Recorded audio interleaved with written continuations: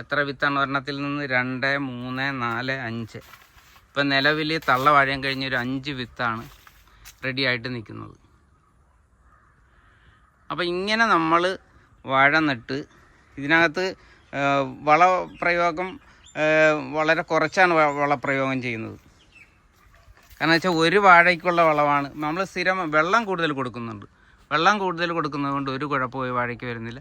അപ്പോൾ നമുക്ക് ഒരു വർഷം ശരിക്കും പറഞ്ഞാൽ ഒരു വാഴ നട്ട് കഴിഞ്ഞാൽ ഒരു 3 കുലയെങ്കിലും ആ ചുവട്ടിൽ നിന്ന് മിനിമം ഒരു വർഷം കിട്ടും. അപ്പോൾ അങ്ങനെ വാഴ കൃഷി നമുക്ക് വളരെ ലാഭകരമായിട്ട് ചെയ്യാം. ഇത് കണ്ണൻ വാഴയാണ്, ഇതിന് നല്ല ഡിമാൻഡാണ്.